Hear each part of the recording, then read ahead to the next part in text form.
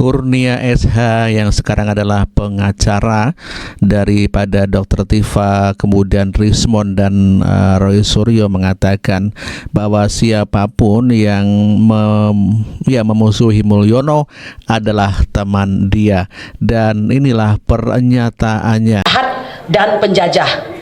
Kita paham semua menteri dan aparat tunduk kepadanya. Bahkan setelah berhenti pun tidak cukup untuk membuat dia menjadi orang yang berhenti cawe-cawe. Saya ingin mengatakan ada setidaknya 3 yang saya catat yang berjuang pada hari ini. Satu diantaranya Tom Lembong, ya, dia sudah berhasil melepaskan dirinya dengan mengatakan bahwa impor itu sepengetahuan dan petunjuk dari Jokowi. Kedua, manusia merdeka yang bernama Said Didu, yang jelas-jelas ingin memperjuangkan bangsanya, tapi dia justru dilaporkan oleh Ketua Abdesi Desa Blimbing. Kemudian yang ketiga tentu saja dari partainya Bang Deddy, yaitu Mas Hasto, Sekjen PDIP, yang mungkin terinspirasi dari manusia merdeka.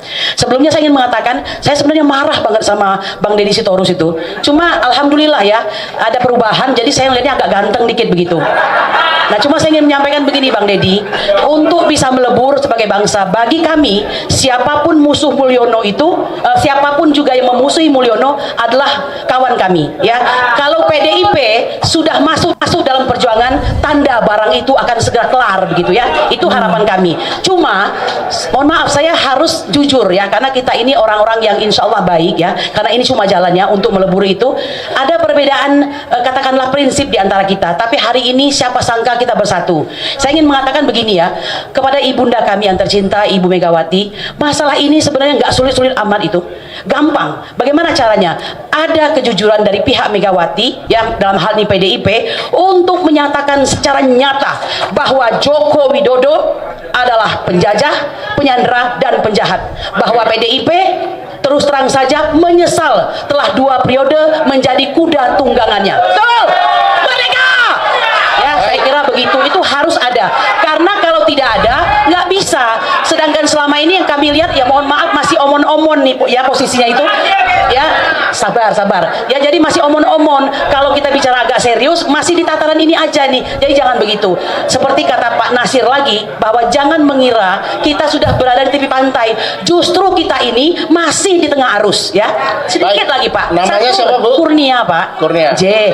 Siap. Bagi kami, siapapun musuh Mulyono itu, siapapun juga yang memusuhi Mulyono adalah kawan kami, ya. Kalau PDIP sudah masuk dalam perjuangan, tanda barang itu akan segera kelar begitu ya. Itu harapan kami. Cuma mohon maaf, saya harus jujur ya, karena kita ini orang-orang yang insya Allah baik ya, karena ini cuma jalannya untuk melebur itu. Petarung, kita adalah pendekar, kita ingin baik, tapi jangan salah hitung. Gerindra akan membela kebenaran, membela keadilan, membela kejujuran. Terima kasih Pak Jokowi.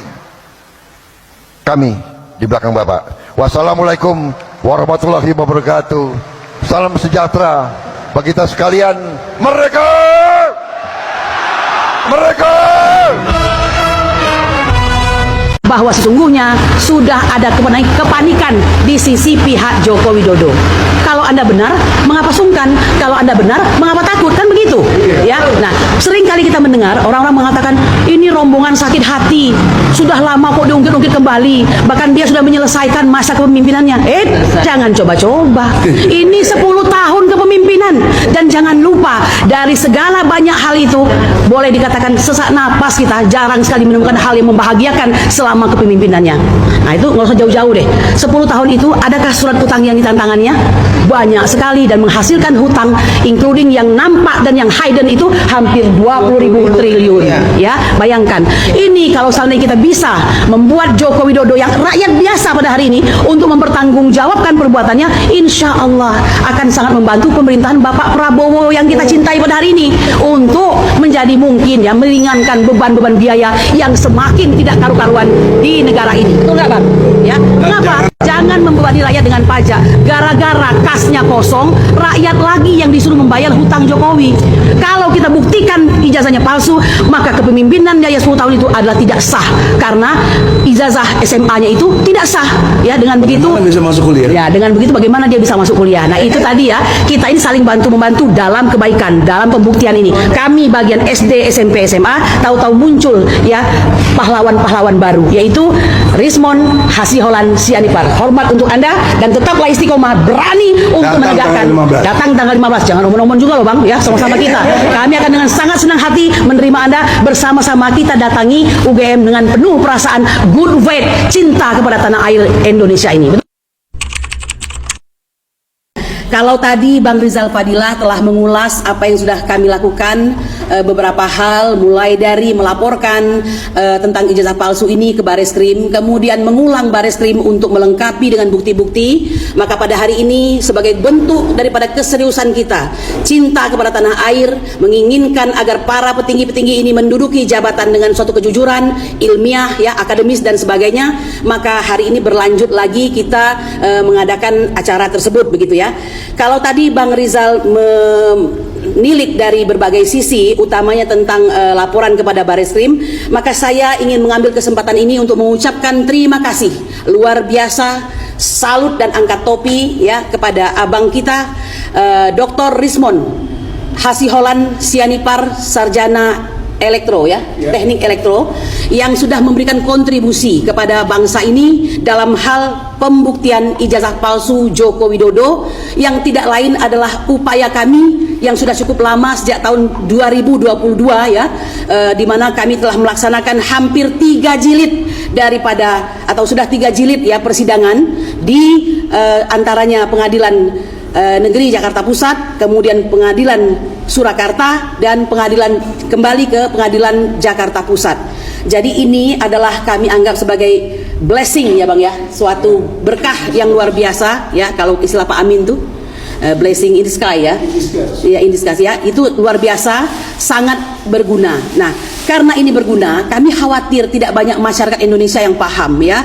Mungkin taunya ini sekelompok orang yang sakit hati, sekelompok orang yang masih terus saja mengungkit-ungkit hal lama. Tidak Bapak Ibu sekalian ya. Anda perlu tahu bahwa yang memimpin Indonesia ini adalah seorang presiden primus inter parus. Maka dalam diri dia harus mempunyai semua karakter-karakter unggul nomor 1 ya, di antara yang utama yang dia miliki, termasuk di dalam hal tersebut adalah soal kejujuran ya. Dan ini yang tidak dimiliki oleh presiden 2 periode, dalam hal ini Joko Widodo ya.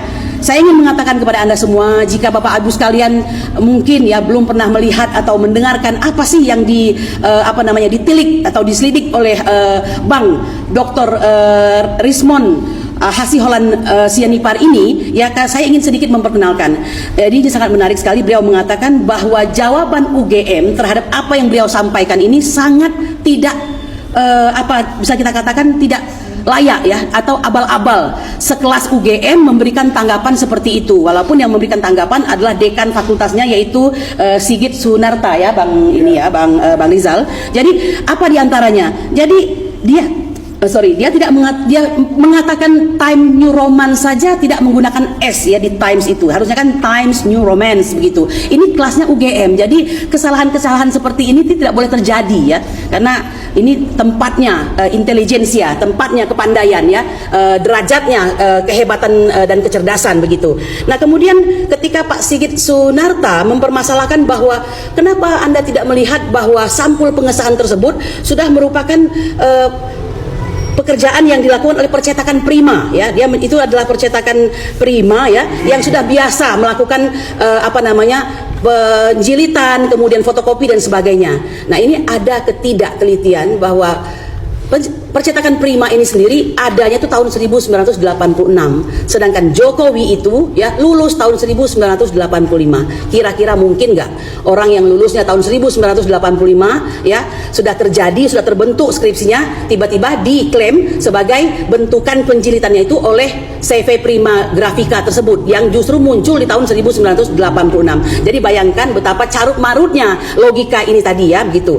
Nah, kemudian harusnya apa yang dilakukan oleh pihak Gajah Mada ketimbang mendenial atau terus berkelit begitu ya, seakan-akan akhirnya orang menganggap memang ini membela, ini melindungi begitu ya. Harusnya yang dilakukan adalah ketika mendengarkan ada hal tersebut, lakukan uji karbon di lembar pengesahannya. Itu kata Bang Rismon ya.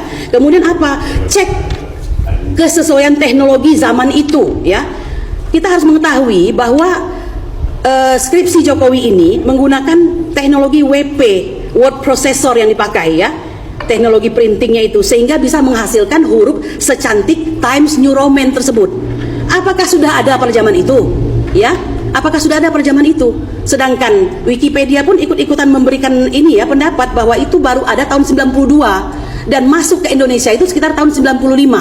Jadi ini sungguh-sungguh suatu hal yang sangat boleh dikatakan konyol ya, pembelaan yang demikian itu. Meskipun ya pada podcastnya Bang Rismon itu ada memasukkan pembelaan dari kakak kelasnya Jokowi ya, yaitu angkatan tahun 1982. Jadi dengan serta-merta dia mengatakan itu betul katanya, bahwa saya juga ingat itu percetakan daripada Prima tersebut. Nah ini juga agak ngawur ya, karena saat itu sedangkan dia adalah lulusan tahun 1982, percetakan Prima itu belum ada. Bahkan secara bercanda Bang Rismon mengatakan apa? Kau lulus tahun 1982, pemilik Prima itu barangkali masih leye-leye, masih tidur-tiduran memikirkan apakah saya akan membuat suatu percetakan Prima begitu di tahun 1986 nanti gitu. Jadi ada 4 tahun jarak waktu. Jadi ini kembali ya, kebetulan itu kakak kelas yang menyatakan ini adalah Ketua Senat Fakultas ya Hukum UGM, yaitu San Apri Awang ya. Jadi ini adalah bagian dari pembelaan saja, dan ini memang sangat mengerikan kalau kita mempermasalahkan ijazah Bapak Joko Widodo. Kenapa yang muncul ini para pembela-pembela seperti seksi sibuk istilahnya begitu ya, yang menampilkan ijazah mereka sendiri, menampakkannya, memamerkannya, padahal bukan itu yang kita harapkan. Jadi ini boleh dikatakan hal yang sangat tidak saintifik ya. Oke, nah apa yang hendak kita harapkan dari hal tersebut Bapak Ibu sekalian? Saya ingin rangkum bahwa yang seharusnya dijawab oleh UGM ya, Fakultas Kehutanan dan simpatisannya itu, tanggal berapa pengujian skripsi Jokowi tersebut? Betul atau tidak Pak? Iya kan? Terus mengapa dalam skripsi Jokowi itu tidak ada dewan pengujinya? Jika ada, berapa orang yang menguji? Siapa sajakah pengujinya? Lalu jawab lagi pertanyaan, mengapa Bapak Kasmujo yang diperkenalkan oleh Jokowi itu tidak ada di dalam lembar dewan penguji tersebut ya? Jadi dia ini diuji oleh Pak Kasmujo atau Profesor Dr. Ahmad Sumitro. Ini kembali ya, logika ini terbolak-balik. Nah, inilah kalau dimulai dengan ketidakjujuran akhirnya bingung sendiri untuk mempertahankannya, kan begitu ya. Nah kemudian mengapa ya prakata pada mesin ketik itu, pada mesin ketik itu, tulisan yang diketik itu jauh lebih tua usianya dan buluk. Jadi menyebutnya buluk ya, maksudnya lebih, mungkin lebih apa itu, lebih coklat mungkin warnanya begitu ya, dibanding dengan lembar pengesahan. Jadi ada beda antara lembar pengesahan dengan lembar daripada pekerjaan otak daripada Jokowi sendiri berupa isi daripada skripsinya tersebut. Jadi ini perlu diperhatikan ya. Saya mengatakan bahwa luar biasa ya, Bang Rismon, hasilan Sidanipar ini kita membutuhkan orang yang tidak hanya cerdas ya hari ini, yang dibutuhkan cerdas, berani dan baik ya. Cerdas saja tidak berani melempem ya kan, cerdas berani tapi tidak baik jahat jadinya ya. Nah jadi ini dia mempunyai 3 itu, dan dia sudah mengatakan tidak ada personal feeling dalam hal ini, semata-mata ingin menegakkan marwah daripada Universitas Gadjah Mada yang kita cintai sebagai universitas yang salah satunya tertua, bermarwah dan bermartabat ya. Saya kira begitu Bapak Ibu sekalian. Sebagai orang hukum nih Bang Rizal ya, saudara-saudaraku sekalian, saya tetap harus juga memantau dari sisi hukum ya, bahwa kita ini punya hak untuk mendapatkan keterbukaan informasi publik. Jadi kalau pihak UGM terus-menerus melakukan pembelaan dengan cara yang konyol seperti itu, mohon maaf ya, orang bukan hanya menjadi simpati, tidak akan bersimpati, malah menjadi semakin curiga dengan ada apakah ini begitu ya. Nah oleh karena itu tidak ada pilihan lain kecuali harus membuka selebar-lebarnya hal tersebut.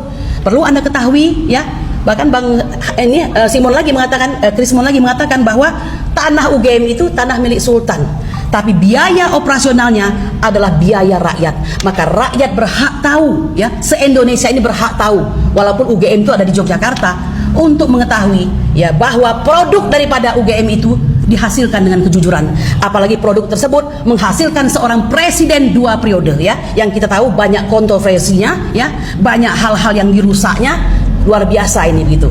Nah lalu ya, Guru Besar Hukum Pidana Fakultas Hukum ya UGM, Profesor Markus Priyogunarto menyesalkan. Nah ini saya bingung lagi nih Bang, kok dia menyesalkan? Ada orang yang berusaha membuka, justru dia menyesalkan ya isu mengenai perlindungan UGM terhadap Joko Widodo ini. Dia mengatakan mengenai ijazah palsu Joko Widodo ini, Rismond bisa memahami dua hal, yaitu memasukkan ijazah dan skripsi ini sebagai satu, membuat palsu atau memalsukan. Membuat palsu itu artinya si ijazah tersebut tidak pernah ada, dibuat menjadi ada. Ini namanya membuat palsu. Kalau memalsukan, ijazah tersebut pernah ada tapi mungkin rusak atau hilang. Nah ini dibuatkan yang baru. Nah ini juga namanya memalsukan. Jadi dua-dua ini dikuatkan lagi oleh Pak Dekan Fakultas Hukum ini. Kedua-duanya lemah katanya begitu ya. Kasihan sekali ya, harusnya beliau memberi semangat, malah mengatakan kedua-duanya lemah. Sebab Jokowi banyak data pendukung, katanya begitu ya. Dia ikuti kuliahnya, dia kuliah kerja nyata juga, dia melakukan yudisium dan sebagaimana layaknya mahasiswa UGM begitu. Jadi Bapak Ibu sekalian, mari kita uji ya semua ini, karena terus terang saja kami sudah 3 jilid melakukan pemeriksaan di pengadilan, yang kesemuanya itu kami lakukan dengan niat baik dan good faith ya. Sedangkan pihak Bapak Jokowi ini luar biasa, karena kekuasaannya dia bisa menghalang-halangi orang mendapatkan keadilan ya. Perlu Anda ketahui, di jilid 1 itu kita bagaimana mau melakukan persidangan kalau Bambang Tri selaku orang yang pertama kali gongnya yang menyuarakan tentang ijazah palsu ini ditangkap. Bukankah indikasi ditangkap ini menunjukkan kepanikan di pihak Jokowi? Betul atau tidak? Ya. Nah kemudian ketika ini berubah menjadi peristiwa pidana, maka beban pembuktian bukan pada kami, tapi ada pada jaksa yang ternyata tidak mampu membuktikan di pengadilan. Ya, abal-abal juga itu dakwaannya. Yang akhirnya apa? Hakim tidak menghukum Bambang Tri dan Gus Nur dengan pasal yang didakwaan oleh jaksa, melainkan dengan pasal kebencian. Jadi ini sangat aneh sekali begitu. Nah yang ketiga kali kami lakukan gugatan PMH kembali di Pengadilan Pusat ya, Jakarta Pusat, dan seperti biasa Jokowi diselamatkan dengan keputusan selah ya, kita semua sudah tahu itu. Baiklah Bapak Ibu sekalian, saya sudah menyatakan panjang lebar. Saya yakin bangsa Indonesia dengan kecerdasan yang dimilikinya, tapi tidak memiliki kekuasaan, paham betul siapa yang benar, siapa yang salah. Hari ini kami menggugah bangsa ini. Tahu tidak mengapa kita tidak pernah maju? Mengapa kita tidak pernah bangkit dari keterpurukan? Karena masih ada orang-orang yang mengemban amanah, orang-orang yang bertitel baik, yang berintelijensia, tetapi hatinya tidak baik. Oleh karena itu kami mengajak seluruh komponen bangsa Indonesia, utamanya para akademisi yang bercokol di Universitas Gadjah Mada, bukalah hati kalian, buka seluas-luasnya dokumen Jokowi sebanyak-banyaknya untuk kita lakukan uji agar kita dapatkan kebenaran. Karena bangsa ini berhak mendapatkan kebenaran agar tidak terjadi kembali kesalahan-kesalahan yang sangat jahat ini di masa depan. Allahu Akbar. Subhana rabbika rabbil izzati amma yasifun. Ada seorang pembohong yang sudah berbohong pada negeri ini hampir 10 tahun, banyak merugikan. Ketika dia menjadi presiden, dia menyengsarakan rakyatnya. Ketika dia menjadi rakyat, dia menyengsarakan presiden dan rakyatnya. Itu berbasis kepada, kalau Ibu Tifa, Pak Roy dan lainnya itu berbasis kepada scientific base, maka kami berdasarkan fakta dan hukum. Persidangan di Surakarta itu tidak pernah menghadirkan ijazah asli Joko Widodo. Padahal itulah kesempatan yang terbaik untuk menunjukkan. Jadi kalau sampai kami yang mencintai bangsa ini, lalu kami dianggap sebagai penjahat, lalu kau siapa? Ketika dia mengatakan bahwa ijazah S1 Joko dipermasalahkan, kecuali S2, S3, jangankan S1, SD pun harusnya dipermasalahkan. Apalagi digunakan untuk posisi tertinggi kepala negara. Ini sudah jelas-jelas pelanggaran terhadap kejujuran akademik. 10 tahun pemerintahan Jokowi ini bukan tanpa keluhan. Ya bahkan sampai ada yang mengatakan bahwa beliau ini masalah daripada bangsa ini begitu. Bahwa jika kau kurang cakap, bisa kau perbaiki dengan pengalaman. Kalau kau kurang pandai, bisa kau tutupi dengan belajar. Tapi kalau kau tidak jujur, itu akan sulit sekali diperbaiki.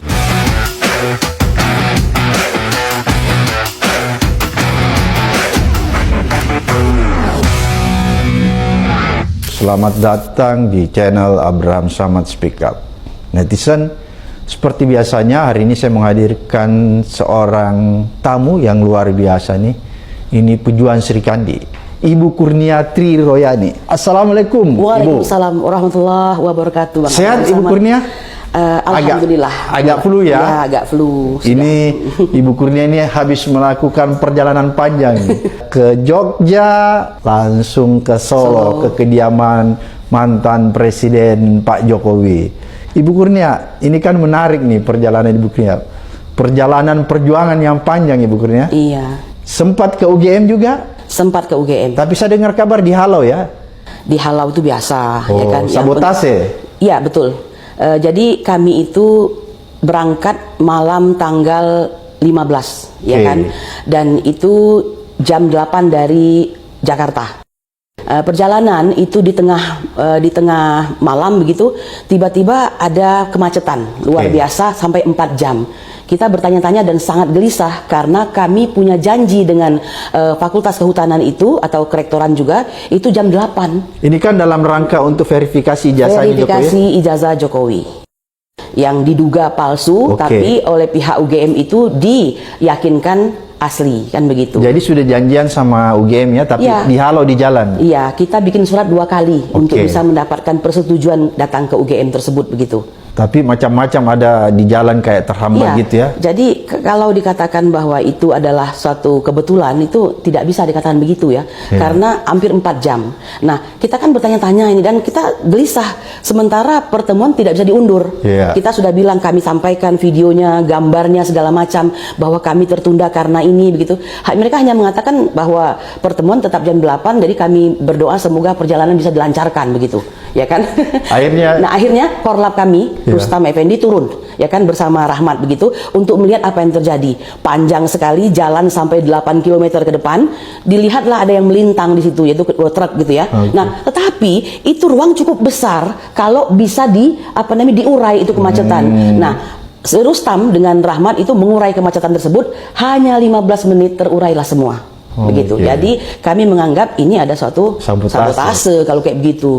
Jadi akhirnya telat tiba di UGM. Oh, telat sekali. Baru nyampe sekitar jam 11-an lah barangkali. Pertemuannya jam 8 ya? Sedangkan itu jam 8. Berarti diwakilkan oleh Bang Roy Suryo, kemudian Ibu Dr. Tifa dan Dr. Risman Hasiholan Sianipar. Padahal tadinya Ibu Kurnia juga seharusnya. Ya, kami dari TPUA. Tapi memang kami berbahagia dengan keikutsertaan ketiga alumnus daripada UGM tersebut dengan berbasickan ilmu pengetahuan yang mereka miliki begitu. Jadi saling bersinergi begitu. Jadi berarti pada saat itu Ibu Kurnia agak telat sampai ke UGM, tapi alhamdulillah karena sudah ada yang mewakili ya, Pak Roy Suryo dan Rismon dan Dr. Tifa. Kemudian di UGM waktu tiba Ibu Kurnia nggak sempat lagi ketemu ya? Oh, tetap kami tidak berhenti sampai di situ. Jadi tidak mengapa yang 3 ini tadi bertemu dengan wakil rektor ya, Ibu Wening Udasmoro itu ya, karena Ibu Ovanya nggak tahu nih menghilang, ya, mungkin menghindar apa kita nggak ngerti ya, karena pemberitaan yang sudah sangat membahana barangkali kan, jadi dia memilih wakil rektor untuk mewakili begitu. Nah, kan kalau Bang Samad lihat juga bahwa Bang Roy mengatakan itu seperti dikeroyok mereka kan, karena ada teman-teman daripada Pak Jokowi yang dihadirkan begitu kan. Nah, kemudian juga bagaimana alotnya untuk bisa mendapatkan skripsi yang dimaksud itu, gitu kan. Jadi itu sesinya Bang Roy. Kami tetap dapat sesi kami sendiri. Kami tidak berputus asa. Datang kami ke Fakultas Kehutanan, minta bertemu dengan dekan. Ketemu dengan dekan. Iya, biasalah saling kejar-kejaran ya. Ruangan ini kami masukin, tidak ada ya. Kemudian yang kami lihat banyak security yang sudah berjaga-jaga, itu melebihi yang biasanya. Ada puluhan security di situ kan. Kami tidak khawatir itu karena tujuan memang harus sampai begitu. Nah, akhirnya mungkin karena melihat agak gaduh begitu, keluar juga wadeknya. Wakil dekan dan kami diterima di ruang bawah begitu, dan disitulah kami menyampaikan secara live juga disiarkan tentang maksud kedatangan kami untuk melihat skripsi Joko Widodo dan melihat juga ijazah yang dimaksud itu begitu. Diperlihatkan Ibu Kurnia? Tidak. Ya, dia mengatakan tadi sudah dengan Pak Roy Suryo, kemudian Ibu Tifa dan Rosman Hasiholan Sianipar. Tapi kalau bapak-bapak ibu-ibu ingin melihat ijazahnya, itu tentu saja dipegang oleh orang yang bersangkutan. Jadi sangat clear dia mengatakan tidak ada di UGM itu. Jadi nggak ada di UGM, dia bilang ada yang bersangkutan ya. Iya, betul sekali. Jadi clear, dia bilang bahwa tadi kita sudah terima 3 orang ya. Iya, sudah begitu. jelasin gitu ya kira-kira. Iya, betul sekali. Oke, setelah selesai di UGM kan ini menarik nih, rombongan Ibu Kurnia ke Solo. Iya. Dan diterima langsung di rumah mantan Presiden Pak Jokowi. Dan Pak Jokowi langsung menerima, ini luar biasa Bu Kurnia. Bisa nggak Bu Kurnia ceritakan dulu kronologisnya waktu sebelum masuk ke ruangan itu? Iya. Gaduh nggak? Ada kegaduhan nggak? Iya. Dihadang nggak? Betul. Jadi Bang Bang Samad ya, bagi saya ini bagian dari perjalanan hidup ya. Oke. Perjalanan hidup untuk mencintai bangsa ini begitu. Oke. Karena saya kan tidak bisa membagikan secara private kepada Anda ya bagaimana perasaan kami pada waktu itu.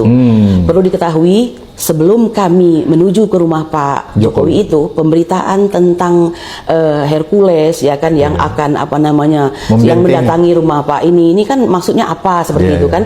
Dan itu kami maknai ini sebagai apakah ini bermaksud untuk menekan ya, mengintimidasi, untuk menyatakan jangan coba-coba atau bagaimana begitu kan. Dan itu alhamdulillah ya, satu bus itu yang terdiri dari emak-emak yang sudah tua-tua ya, bapak-bapak juga tua-tua, ada anak muda juga ya. Jadi ini Bu Kurnia satu bus ya? Satu bus kami ini datang ke Solo. Sekitar 50 orang ya, dengan logistik seadanya tetapi mental baja gitu kan. Luar biasa. Nah jadi alhamdulillah tidak kendor, karena kami menganggap begini ya, sebenarnya apa maksud daripada pemberitaan seperti Hercules ditampakkan sedang masuk ke rumah Pak Jokowi begitu kan. Sedangkan perlu kami ketahui, walaupun lah tentu kami tidak bersahabat dengan Hercules, setahu saya Hercules ini kan ketua organisasi GRIP ya, yang Bang Egy itu adalah penasehat GRIP loh. Masa iya kita akan dibenturkan dengan yang seperti ini? Tapi sudahlah, itu bukan persoalan. Namun yang pasti kami merasa ada maksud di situ begitu. Nah, keesokan harinya dengan tekad bulat setelah berdoa ya kami berangkat, di sisi kiri kanan jalan menuju gang ke rumah Pak Jokowi itu sudah ramai dengan orang, dan itu pasti pendukung-pendukung Pak Jokowi. Tapi ada juga terselip beberapa orang yang mendukung kita seperti itu ya, dan yang pastinya ada pasukan-pasukan hitam yang saya tidak mengerti itu apa itu ya, pasukan yang berpakai baju merah gitu, yang pasti itu pasti pendukung beliau, ramai sekali dan pokoknya padat ya. Jadi sudah disiapkan pendukungnya. Dan ada ya polisi juga sudah ada lengkap lah semua gitu ya. Nah dari dalam rumah itu mungkin apakah kepala rumah tangga saya tidak tahu mendatangi kami, dan nampaknya sudah diberitahu bahwa kami akan datang menghadap Bapak Jokowi begitu. Baik, ramah sekali Pak, nanti yang diterima hanya 3 orang saja gitu. Ya, jadi harapan dibatasi ya, cuma 3 orang yang diterima. Harapan tadi minimal 5 lah gitu kan. Jadi 3 dari kami misalnya boleh dibawa 2 ini YouTuber kita atau jurnalis untuk bisa mendapatkan info gitu kan, maunya. Tapi kan tidak mungkin lah Bang gitu kan. Nah, jadi masuk 5 masih boleh masuk nih di ruang transit. Transit itu belum masuk ke ruang tamu, berarti kan ada ruang belakang seperti taman kecil begitu, ada payung di situ kan. Nah, di situ ada pas pampres, badannya besar sekali seperti Robocop gitu ya. Besar sekali Bang. Jadi gagah dengan senjata begitu kan, tapi ramah sekali. Jangan dulu Bu Kurnia, berarti pas pampres yang ada di dalam lengkap dengan senjata. Lengkap dengan senjata. Senjata berat ya? Senjata berat, dan dia tinggi sekali dan besar sekali jadi, gitu kan. Ibu Kurnia merasa takut nggak? Oh tidak. Oh enggak. Saya tidak takut sama dia. Ya terus lanjut. Nah lalu dia dengan keramah tamahannya. Ramah ya? Ya ramah tamahannya. Jadi sudah masuk tuh Bang Rizal Fadila, Damai Hari Lubis atau dikenal dengan DHL, saya, kemudian Rahmat ya, korlap kita, sama satu Arif. Arif ini dimasukkan kalau diperbolehkan, dia nanti akan mendokumentasikan pertemuan begitu. Jadi kami duduk di bawah payung itu gitu. Jadi kata daripada pas pampres tersebut, monggo ibu-ibu silakan Bapak dimakan. Ini adalah serabi yang paling enak di Solo gitu kan. Ditambah lagi, ditingkahi datang lagi teh yang sangat nampaknya enak begitu ya, karena ini ya nampaknya ada embun-embunnya begitu kan, hari siang sangat panas terik begitu kan. Nah jadi tapi kami dengan kesopanan kami katakan bahwa kami sedang berpuasa begitu. Puasa pada saat itu ya? Kita puasa. Nanti kalau kita mau batal setelah itu kan tidak masalah, nanti kita berpuasa begitu. Jadi sampai di situ disuruh nunggu dulu di ruang transit ya? Nunggu dulu. Itu berapa menit Bu? Iya sekitar 10 lah, 10 sampai 15 menit ya. Karena pas pampres juga berbahasa basi mengatakan kepada kami bahwa saya ini sibuk hari ini, karena saya harus menghalau para projo. Projo itu kan pro Jokowi kan, yang sangat membela gitu. Jadi saya bilang ya kamu ini dulu lah biar kondusif, karena wong bapak aja mau nerima mereka, kok kamu nggak mau nerima begitu. Pokoknya sangat bagus lah gitu kan. Jadi 10 sampai 15 menit ya menunggu. Nah, 10 sampai 15 menit. Terus setelah itu Bu Kurnia sudah ada kode bahwa diperbolehkan untuk keluar menuju ke rombongan yang antri. Jadi memang setiap hari di rumah Pak Jokowi itu orang antri panjang sekali sampai keluar luar itu untuk bersalaman, sekedar berfoto, dan mereka menyediakan makanan kecil di depan gitu kan. Serabi gitu. Solo itu gitu. Oh, itu minuman. Setiap hari begitu Bu Kur ya? Iya, nampaknya begitu. Nah, jadi kan ada yang antri tuh. Iya. Nah, antri itu khusus tuh sudah berbentuk sendiri barisannya. Kami masuk, Pak Jokowi melihat kehadiran kami. Jadi dia kode begitu. Jadi silakan masuk ke dalam gitu. Jadi kami masuk ke dalam ruangan, sebegitu langsung automatically ruangan ditutup, pintu ditutup ya. Jadi yang parkir di luar yang untuk salam-salaman ya silahkan antri dulu gitu. Nah, kami masuk. Ruangan itu adalah ruangan yang paling kita sering lihat di mana Pak Prabowo pada bulan Oktober 2024 bertemu Pak Jokowi. Oh, ruangan itu ya? Ya, jadi ada meja panjang dengan kursi berwarna hitam itu. Atau itu juga ruangan, kalau menurut saya ya, di mana Pak Jokowi menerima para oligarki. Nah, itu ruangan itu, menurut saya itu. Aguan pernah datang nggak di situ? Nampaknya seperti itu ya, dengan rombongannya gitu. Pak Jokowi sendiri tidak ditemani siapapun, dia di depan kami.